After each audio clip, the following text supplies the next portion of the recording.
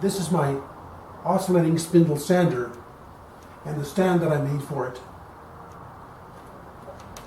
This is not the original configuration of this stroke sander. When I bought it, the tabletop was mounted on this stand, switch position. This stand had provision for the sanding drums to store on spindles at the back of the stand, and the inserts had slots around the front of the stand. I didn't care for this stand for a couple of reasons. Number one was the table was reversed from what you see here. The spindle was at the front, and I didn't care for having to hold the work behind the spindle to have it fully supported by the table. I much prefer to have the table in front of the spindle. It makes it much easier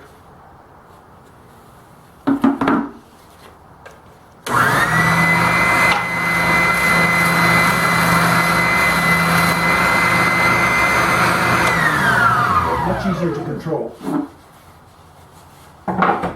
The sander only has about 5/8 of an inch stroke on of oscillation, which isn't very much. So I end up using a spacer block so I can use a new piece of eraser.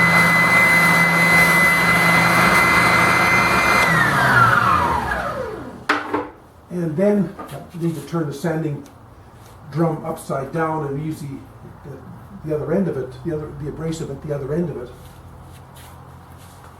But still, all in all, it's not a bad sander for the money. It was available in a variety of different colors and different brands, and a variety of prices.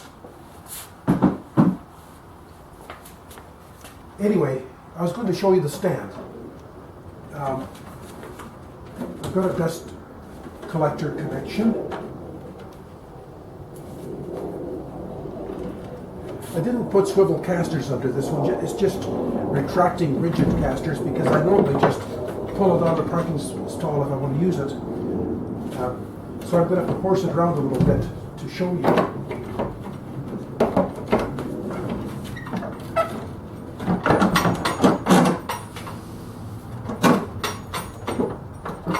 The stand.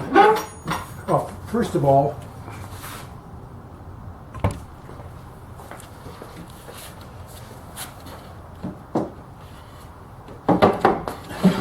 there is a drawer at the bottom to keep accessories, sanding drums, tool set,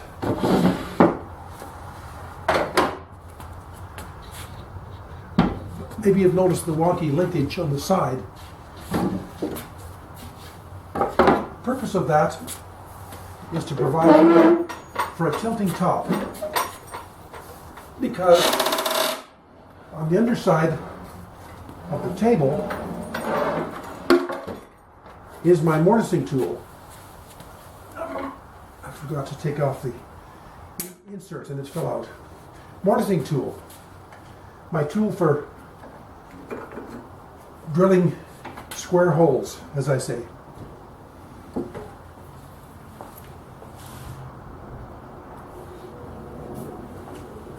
Mortising tool has a hollow square chisel with an auger bit inside, and it's used for making square holes or square slots to accept tenons. For example, on table legs, you might have tenons on the end of the table skirts and mortises in the table leg to accept those tenons. The tool is a little bit tall to fold down in my stand, so I just have a spacer block to hold it collapsed.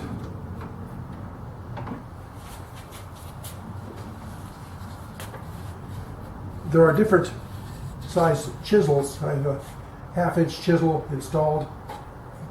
There's a 3/8 and a 1/4-inch chisel, some Allen wrench tools, and I made a little storage case for it. For these tools.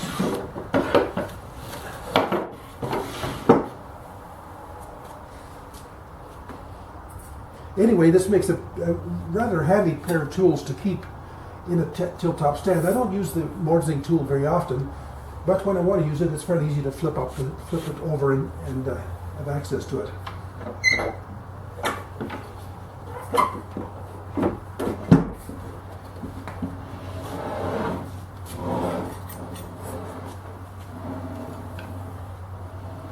Okay, the upper links position the table fore and aft, and the lower links just provide a carrier to carry the table as it's being tilted from one side to the other. With the lower links being rather long, it means they have a rather shallow arc as they travel, and don't have to lift a great deal of weight to tilt from one tool to the other. But in the home position, the weight of both tools is pressing down and holds the top securely in place without any need for pins or lock bolts, tie bolts, or anything like that.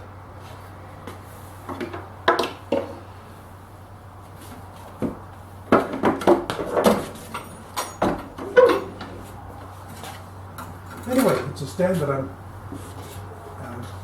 the design of which I'm quite proud of, and hope you enjoyed the video on it. Thanks for watching.